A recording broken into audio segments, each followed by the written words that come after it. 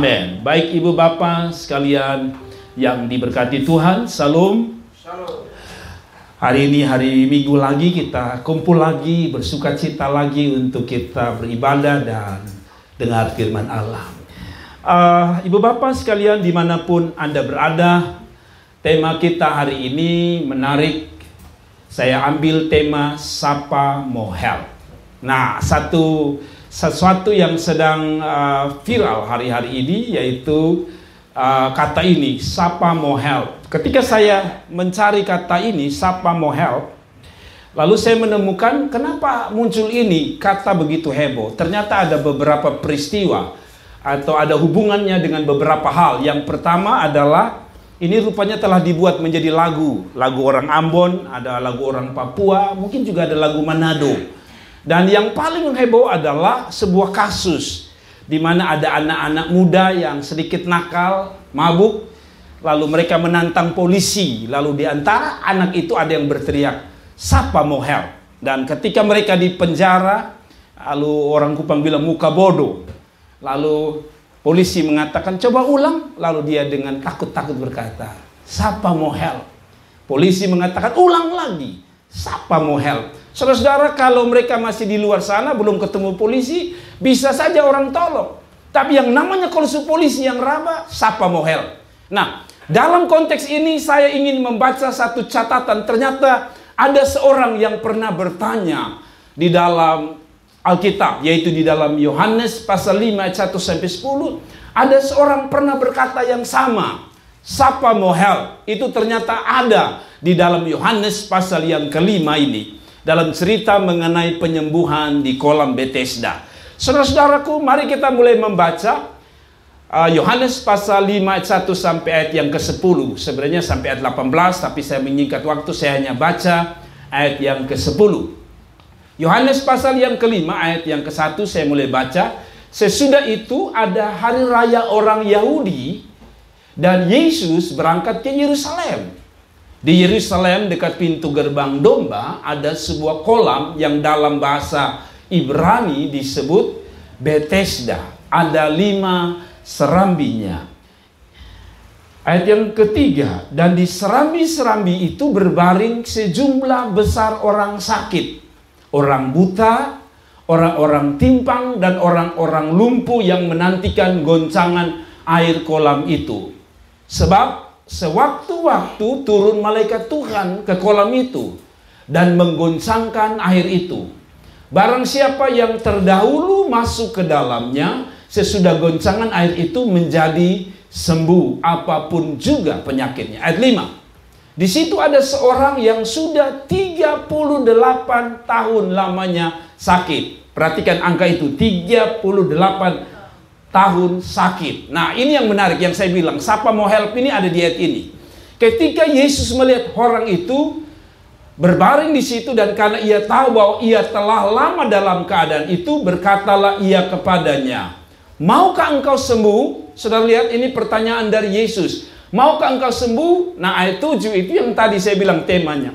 Jawab orang sakit itu kepadanya, Tuhan, tidak ada orang yang menurunkan aku ke dalam kolam itu. Kalau bahasa saya ganti, Tuhan, Sapa Mo Help sama saya. Tidak ada orang. Sapa Mo Help. Tuhan, tak ada orang yang menurunkan aku ke dalam kolam itu. Sekali lagi, siapa yang mau help saya, Tuhan? Saya sudah sakit 38 tahun. Tidak ada yang tolong saya. Tidak ada yang help saya. Nah, lalu apabila airnya mulai goncang dan sementara aku menuju ke kolam itu, orang lain sudah turun mendahului aku. Saudara-saudaraku, ayat yang selanjutnya dikatakan, kata Yesus kepadanya, bangunlah, angkat tilammu, dan berjalanlah. Dan pada saat itu juga Alkitab bilang, sembuhlah orang itu, lalu ia mengangkat tilamnya dan berjalan. Tetapi hari itu, perhatikan hari itu apa? Hari Sabat. Saudara harus mengerti itu. Karena itu orang-orang Yahudi berkata kepada orang yang baru sembuh itu, hari ini hari Sabat dan tidak boleh engkau memikul tilammu. Nah, kalau bicara tentang Sapa Mo Help, atau dalam bahasa Indonesia artinya siapa mau tolong saya. Jadi kata mo di dalam kata ini bagi saudara yang mengikuti live ini, kalau saudara berbudaya suku yang lain dari kami, kata mo itu bagi orang Indonesia Timur artinya mau. Sapa di sini berarti siapa. Jadi kesimpulannya kata sapa mau help artinya siapa yang bisa tolong saya, begitu. Nah, bicara tentang siapa mau help ini, saudara-saudaraku yang diberkati Tuhan, saya kasih ambil kesimpulan itu bicara tentang apa? Keputusasaan. Saudara-saudara, sebenarnya orang ini waktu dia bertanya, siapa mau tolong saya? Yang tadi saya bilang temanya, siapa mau help? Itu ada nada yang tidak tertulis, tapi nada itu adalah nada keputusasaan. Kenapa nada keputusasaan? Sebab sudah 38 tahun dia sakit. Dan tidak ada satu tabib pun yang bisa sembuhkan. Makanya waktu datang Yesus pun dia bertanya, siapa yang mau tolong? Kenapa? Karena dia sudah putus asa. 38 tahun, jangankan 38 ya. Kita sakit 1 tahun, 2 bulan saja menderita, kita rasa putus asa. 38 tahun. Sehingga siapa mau help atau siapa mau help. Di sini dalam konteks khotbah saya adalah bicara tentang keputusasaan. Hilangnya harapan. Saudara-saudaraku yang diberkati Tuhan, yang menarik adalah mengapa saya bilang bahwa orang ini adalah orang yang putus asa. Sebab begini saudara-saudaraku, ada tempat bagus di Israel sana yang bernama kolam Bethesda. Yang menarik adalah ini saudara-saudara. Kolam Bethesda ini adalah kolam tempat kesembuhan. Kolam yang biasanya menurut tradisi orang ke situ sembuh. Tapi masalahnya saya yakin dia bukan baru pertama kali datang. Dia sudah ulang-ulang. Tapi tidak sembuh. Kolam ini ada, tapi tidak beri dia kesempatan untuk sembuh. Kenapa? Karena kata dia, kalaupun ada orang yang, sebab kolam itu tidak bisa semua orang sembuh. Hanya orang pertama. Jadi bayangkan bagaimana dia bisa dapat kesempatan. Di sisi lain dia sakit 38 tahun. Sisi kedua dia lumpuh. Berarti kesempatan untuk sembuh sangat jauh. Jadi bayangkan dia dekat dengan tempat kesembuhan, tapi dia tidak mungkin sembuh. Itu yang sebab saya bilang, dia putus asa. Ada di tempat kesembuhan, tetapi tidak bisa sembuh. Itu contohnya begini. Saudara-saudara, kita semua orang ini kalau sakit kan kepingin sembuh. Apalagi kalau orang sudah kanker, tumor. Tapi kan tempat kesembuhan itu biasanya di kota besar. Seperti Singapura atau negara besar. Singapura, Malaysia, Cina. Itu tempat bagus. Kita kepingin sembuh, tapi kemampuan kita untuk sembuh itu seperti orang lumpuh ini. Kita tidak punya uang untuk ke Singapura. Kita tidak punya uang ke Malaysia. Padahal ada tempat kesembuhan. Nah, kalau orang model begini kayak kita begini, sudah tidak punya uang, sakitnya berat. Makanya sebenarnya orang miskin itu dilarang sakit.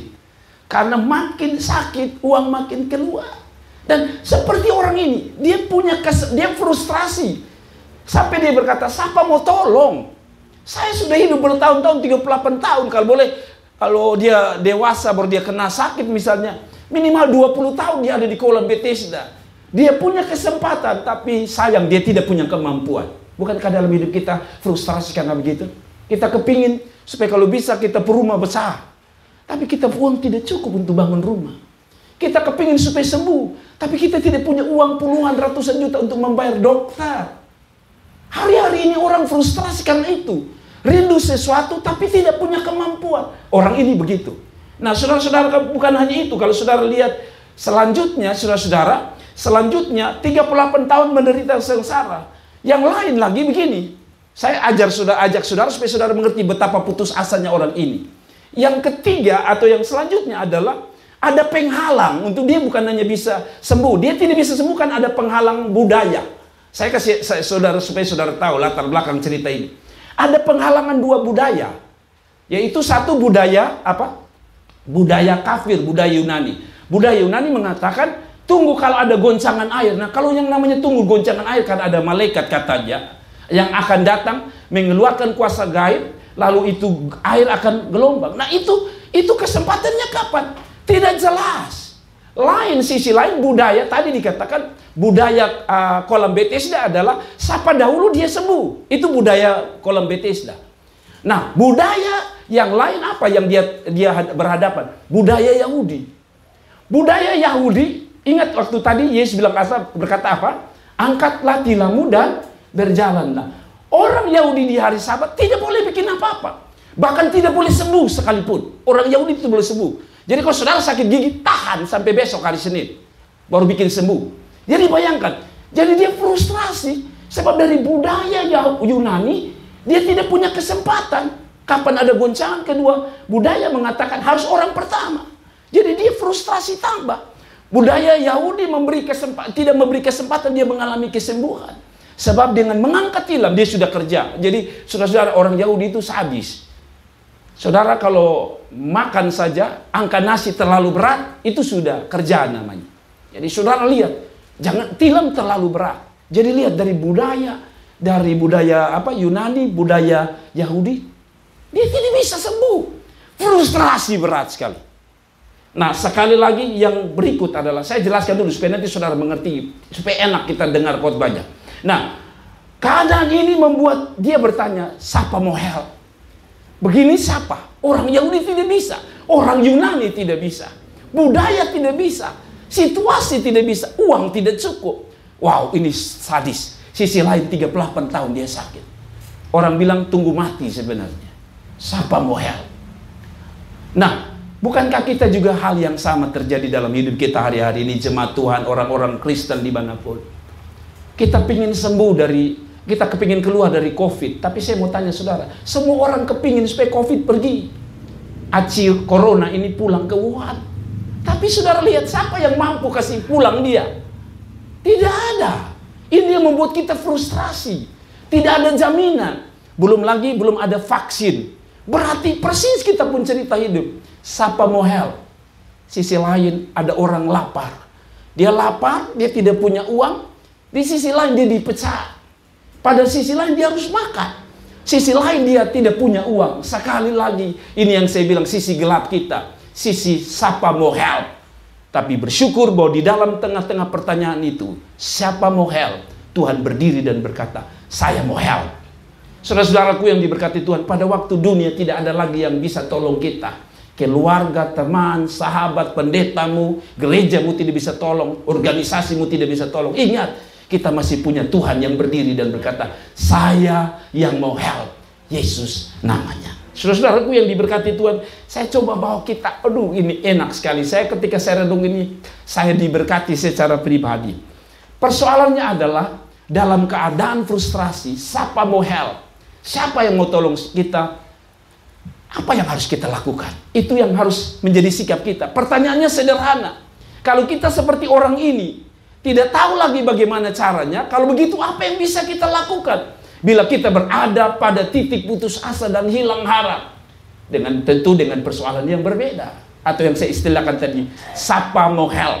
Yang pertama sikap kita adalah ini, saudara-saudara. Di tengah frustrasi, ingat. Di tengah frustrasi, tetap semangat menjalani hidup dan tak gampang putus asa dan menyerah. Sekali lagi, tetap semangat.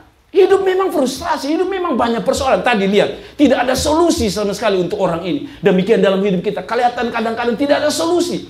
Tetapi karena kita manusia, kita orang yang makhluk hidup, maka harus pertama tetap semangat menjalani hidup dan tidak gampang putus asa dan menyerah. Ayat 3, coba kita baca ayat 3, saudara-saudara, ini menarik. Dan di seramba itu berbaring sejumlah besar orang sakit. Orang buta, orang timpang. Ini orang-orang frustrasi semua ini. Orang-orang putus asa semua. Orang-orang yang dalam keadaan kalut luar biasa. Dan orang-orang lumpuh, termasuk orang ini. Tapi yang menarik, yang saudara lihat, yang saya tebalkan itu. Yang menantikan goncangan air kolam itu. Sekalipun tidak pasti. Perhatikan. Ini belajar dari semangat orang ini. Sekalipun itu kolam tidak pasti. Karena goncangan itu tidak terjadi terus. Itu tidak jelas menurut budaya Yunani. Itu tidak jelas. Tidak tahu kapan dia mau datang. Tetapi dia bilang gini. Mereka tetap punya semangat menantikan itu semua. Apa artinya? Saudara-saudara, memang hidup kita penuh persoalan. Kita tidak bisa bunuh diri lalu berkata supaya selesai, lebih baik saya bunuh diri. Tidak bisa. Bunuh diri itu selesainya sekarang. Tapi Anda akan berhadapan dengan sang hakim, yaitu Tuhan Allah. Yang kita lakukan adalah jalani saja hidup ini. Nikmati saja hidup ini. Tetap semangat saja sambil melangkah dan mau lihat apa yang ada di depan saya. Saudara lihat ini. Tetap menanti. Artinya tetap menanti ini ada yang dikerjakan. Kata menanti itu kata kerja. Artinya bahwa ada yang harus kita kerjakan. Apa itu? Ya seperti biasa. Makan, minum, teruslah bersemangat. Berusaha sekuat tenaga. Tak usah menyerah. Itu yang harus kita lakukan, saudaraku. Ada amin? Itu yang harus kita lakukan. Dan kadang-kadang dalam hidup kita, ini hilang. Waktu kita putus asa, semangat kita juga hilang. Saudara-saudara, ada orang mengatakan sebenarnya semangat hidup itu penting. Sebab semangat hidup itu akan mengalahkan apapun yang ada di sekeliling saudara. Jadi, orang ini masih punya semangat. Dari mana saya tahu? 20-an tahun, dia masih datang di kolam Bethesda. Saudara, mungkin dokter mengatakan, minggu depan datang periksa lagi ya. Rasanya jenuh. Ada orang yang berkata, dulu saya ingat mama saya, Oma Adu di sini. Dia harus suntik berulang-ulang kali. Saya bisa rasa kejenuhan dia. Capek. Sisi lain capek. Sedikit-sedikit suntik, sedikit-sedikit suntik. Tubuhnya sudah kebal dengan suntik yang begitu banyak. Nah, saya pikir, bayangkan kalau kita tidak mau lagi suntik, mau bikin apa? Artinya begini, kita memang belum dapat jawaban yang pasti. Tapi semangat hidup harus lebih tinggi. Semangat hidup harus mengalahkan semua yang ada di depan kita. Ada amin. Kita memang susah, tapi semangat hidup jangan pernah tinggalkan. Yang kedua, ibu bapak sekalian, sikap dari ketika kita ada dalam keputusasaan, persoalan tidak pernah selesai-selesai. Yang kedua, tetap yakin bahwa Allah tidak buta dan tidak tertidur. Sekali lagi, tetap yakin bahwa Allah tidak buta dan tidak tertidur. Saya ingat ayat ini, yaitu seorang bernama Ahok. Tapi sebelum saya katakan saudara tentang Ahok, saudara lihat ayat 5 dan ayat yang ke-6. Kita baca ayat 5 dan ayat yang ke-6. Di situ, perhatikan di situ. Di situ ada seorang yang sudah berapa? 38 tahun lamanya sakit. Saudara-saudara, siapa yang bilang dia 38 tahun? Alkitab yang bilang pastinya. Tapi pertanyaan saya, dari mana Alkitab itu tahu? Saya juga tidak tahu. Tapi yang menarik ayat 6, perhatikan. Siapa yang memberitahu bahwa 38 tahun orang itu sakit? Ternyata Tuhan tahu. Ayat 6. Ketika Yesus melihat orang itu berbaring di situ, bayangkan. Dia mulai tahu dari apa? Berbaring. Alkitab bilang apa? Tuhan Maha tahu engkau duduk atau engkau berbaring. Saudara, bukan hanya itu, Tuhan tahu. Ketika Yesus melihat orang itu berbaring, jadi lihat Tuhan tahu berbaring. Saudara menguap 3 kali, Tuhan tahu. Bahkan Alkitab bilang, rambut di kepala jatuh 1, Tuhan tahu. Ketong sudah tahu. Ya kan? Tiba-tiba subota. Karena kita tidak tahu. Tapi Alkitab bilang, kata Yesus, ia melihat orang itu berbaring itu, dan karena ia tahu. Tahu dalam keadaan apa? Bahwa ia telah lama dalam keadaan itu. Lihat, Allah lihat, Yesus lihat orang itu. Orang lain mungkin tidak tahu berapa tahun dia sakit. Tapi Alkitab bilang dia tahu orang itu tidur, dia tahu berapa lama orang itu sakit. Bayangkan. Jadi sebenarnya Tuhan tahu ketika Anda menangis. Mungkin orang lain tidak lihat. Sebab kita ini kan dilatih oleh orang tua kita untuk kalau bisa jangan kasih tunjuk muka kasihan. Sesusah-susahnya kita jangan kasih tunjuk kita muka kasihan. Itu orang tua dulu bilang begitu. Biar kita susah, kasih tunjuk orang lain bahwa kita bahagia. Kasih tunjuk orang lain bahwa kita tidak lapar. Kasih tunjuk orang lain bahwa kita sukses. Padahal mungkin kita lapar. Padahal mungkin kita tidak ada duit. Itu yang terjadi. Dia mungkin tidur di situ, orang tidak tahu. Tapi Yesus tahu dalam keadaan itu. Berkatalah ia kepadanya, maukah engkau sembuh? Saudara, tadi memiliki makna. Ayat ini memiliki makna. Tetap yakin bahwa Allah tidak buta dan tidak tertidur. Bicara tentang ini saya ingat seorang bernama Ahok.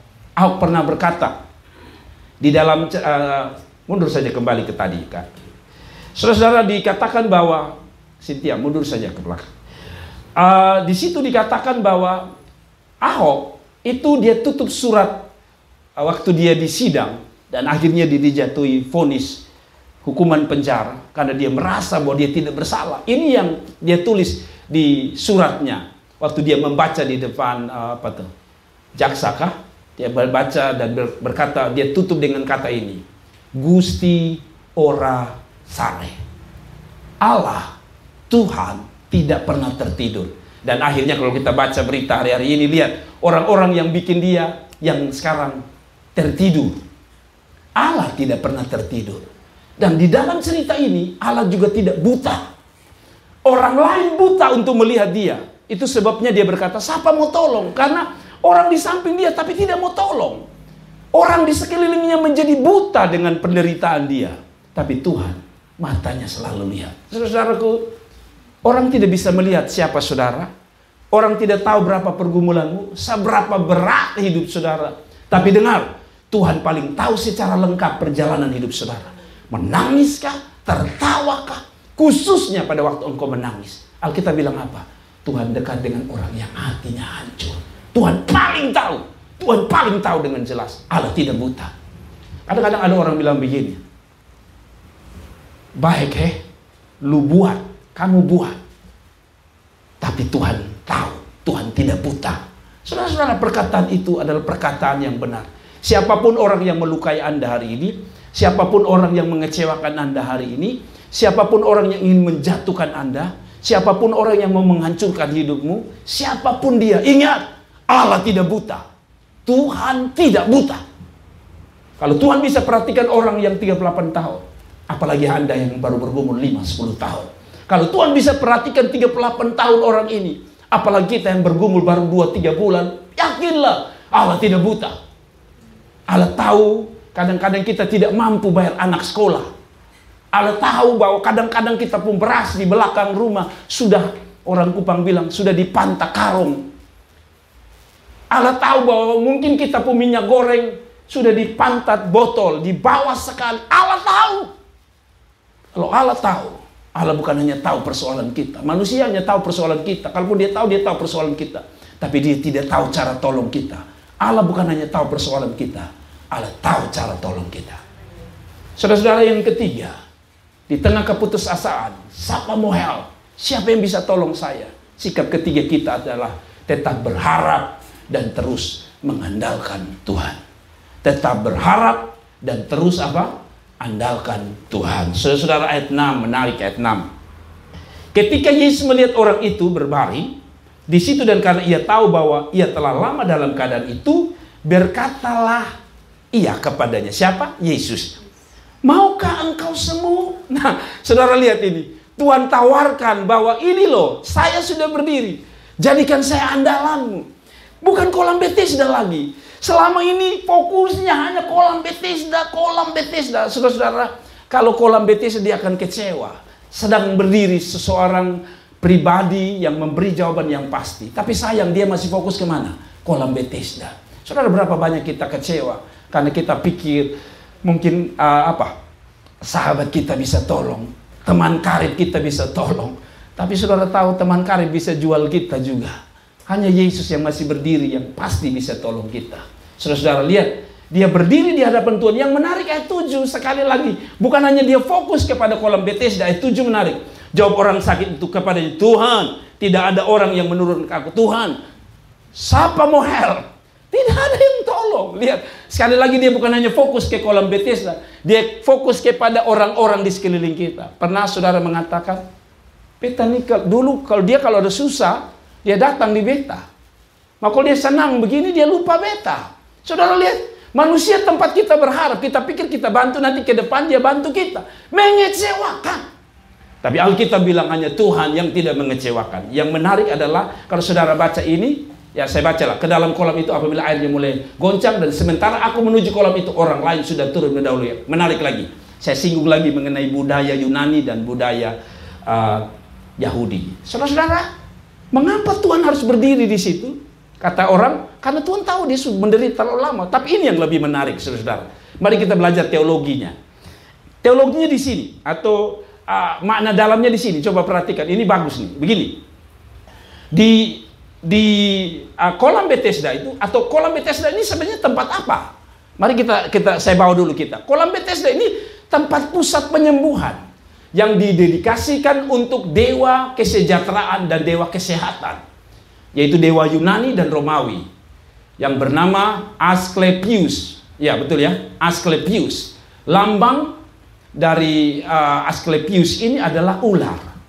Jadi ular itu adalah lambang dari dewa ini. Lihat itu. Saudara lihat di gambar ini, ada dewa dengan ada ular di samping kanannya. Saudara lihat.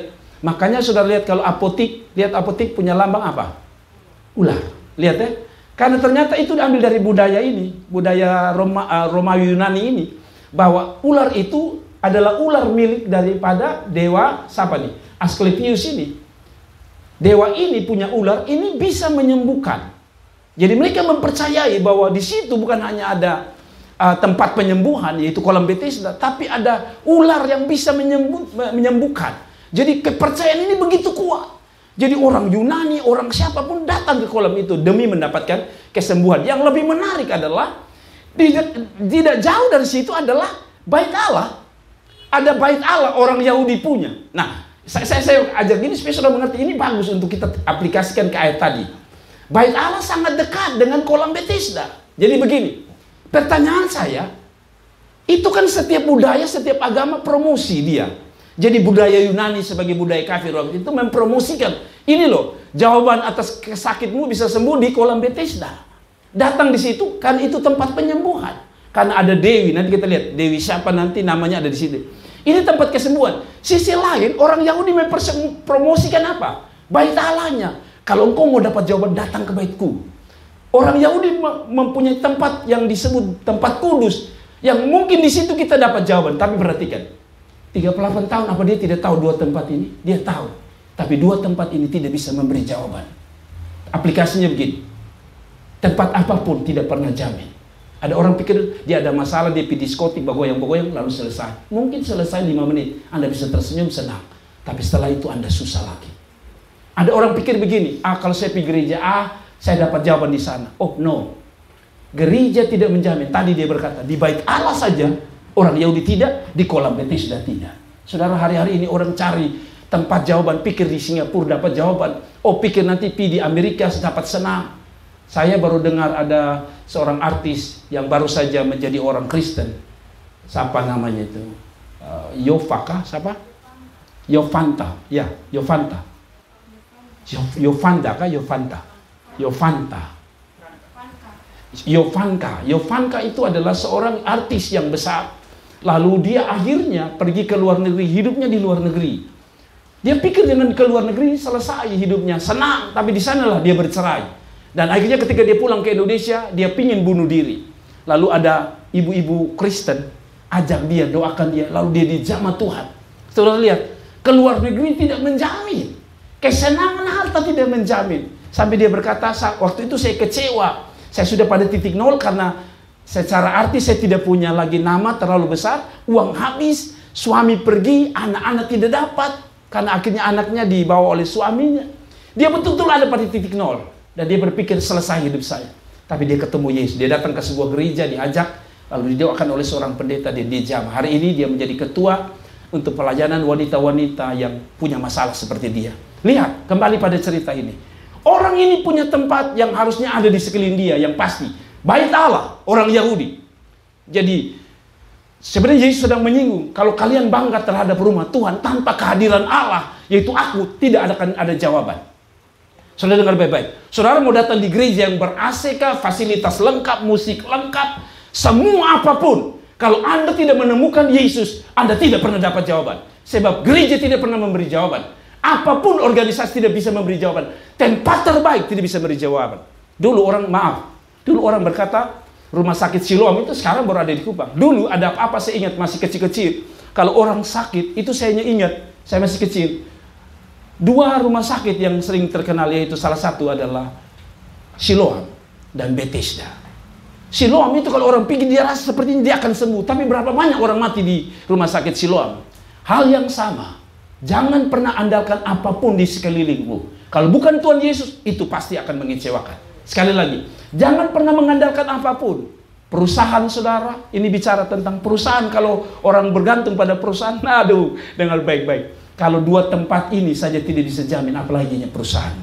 Kalau orang pikir begini, kalau dia kerja di bank berarti dengan sendiri dia ada jaminan. No, berapa banyak sekarang ada orang di bank yang masuk penjara, ya. Kemarin saya nonton di televisi, di berita ada salah satu pejabat Bank NTT yang masuk penjara. Apa lihat? Tidak ada jaminan tempat kecuali Tuhan. Nah, kembali pada poin 3 saya bilang tadi. Saya sengaja menjelaskan itu supaya saudara tahu. Tetap berharap pada Tuhan. Dia punya harapan tadi, kolam Bethesda. Dia punya harapan ada orang tolong. Tapi semakin dia harap, orang itu pergi. Tidak ada orang satu. Kecuali sampai Tuhan berdiri dan Tuhan berkata, makanya beta ada. Saudara-saudara, waktu Anda kecewa, Anda masih punya Tuhan yang Anda bisa andalkan. Berharaplah kepadanya. Dia tidak pernah mengecewakan hidup saudara. Amin. Dia tidak pernah mengecewakan hidup saudara.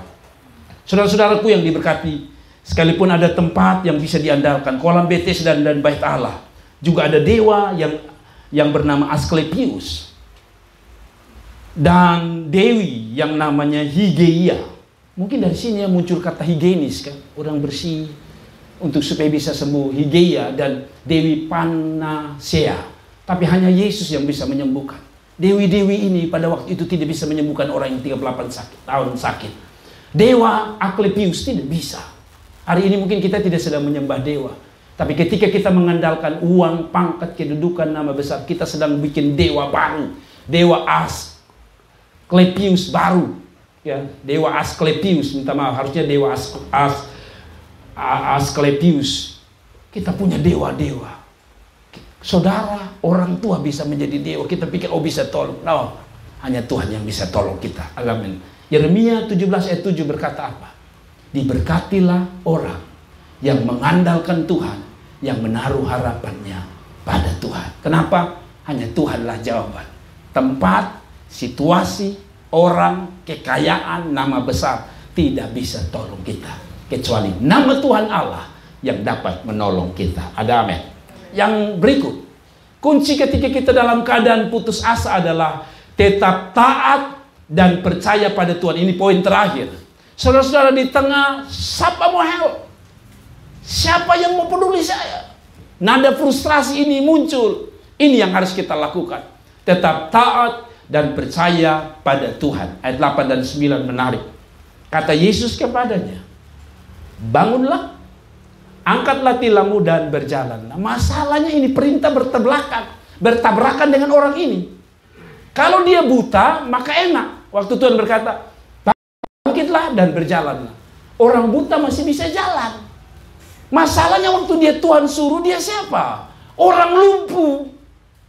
Harusnya Tuhan berkata, mari kau beta tolong lu berdiri ya. Tapi Tuhan bilang begini, bangunlah dan berjalanlah. Itu sama seperti ada orang tidak mampu beli mobil, lalu saudara berkata, belilah mobil yang mahal itu. Ini bodoh namanya. Tuhan lihat, Tuhan suruh terbalik dengan orang ini. Ini orang lumpuh. Jangankan berdiri, jangankan berjalan. Berdiri pun dia tidak bisa. Sekarang Tuhan bilang berdiri dan berjalan. Rasanya kalau saya jadi orang buta, saya bilang, Tuhan, biar rasa. Tuhan suruh dia beta tidak bisa berdiri. Kenapa suruh berdiri? Harusnya Tuhan bangunkan saya dengan mujizat dulu, baru saya berdiri. Tapi Alkitab bilang, sekali lagi, kata Yesus kepadanya, bangunlah, angkat tilammu dan berjalanlah. Saudara tadi ingat ya, ada budaya Yahudi yang melarang orang disembuhkan. Sisi lain, dia bukan hanya tidak mampu berdiri. Sisi lain, kalau dia baru mau bangun, orang Yahudi sipai mata dia. Berdiri coba, lu berdiri coba. Saudara lihat, sangat tantangan, tapi dia tidak peduli dengan orang di sampingnya. Dia tidak peduli bahwa keadaannya memang tidak bisa. Dia taat saja ayat 9. Dan pada saat itu juga, sembuhlah orang itu, lalu ia mengangkat tilamnya dan berjalan. Tapi hari itu hari Sabat. Sekalipun secara adat Yahudi bertentangan, tapi dia tidak peduli. Mau adat istiadat, tidak peduli. Adat boleh bertentangan, tapi adat kerajaan sorga yaitu firman Allah, tidak usah ditakuti. Saya harus lakukan adatnya kerajaan sorga. Kadang-kadang kita terbalik, kita tidak bisa lihat pertolongan Tuhan, karena kita lebih lihat adat-adat kita daripada adat atau budaya sorgawi. Ya, contoh-contoh yang paling gampang. Kadang-kadang kita lebih menghargai to'o, ti'i, ba'i, nenek. Sekalipun yang mereka ajar salah dari Alkitab. Tapi karena kita bilang begini, habis yang diomong nih, waktu pumbai, to'o, ti'i, om, paman, dan sebagainya. Saudara, kalau sampai pada titik ini, saya yakin kita tidak bisa lihat pertolongan Tuhan. Anda akan tetap ada pada titik frustrasi dan putus asa. Kecuali Anda berkata, saya mau melakukannya, sekalipun itu sekali lagi, itu bertentangan dengan budaya di sekeliling kita. Kalau Tuhan bilang jangan judi, lebih baik kita jangan judi. Kalau Tuhan bilang jangan mabuk, jangan mabuk. Karena itu bukan budaya sorga. Waktu Anda taat, Alkitab bilang ayat 9, dan pada saat itu juga sembuhlah dia. Pertolongan Tuhan hanya datang pada saat engkau taat kepada Tuhan. Kiranya firman Allah hari ini dapat memberkati kita sekalian. Tuhan Yesus memberkati kita sekalian. Mari kita bangkit berdiri. Siapa mau help? Terima kasih telah menonton video ini, dan jangan lupa klik like dan klik subscribe dan klik lonceng untuk mendapatkan notifikasi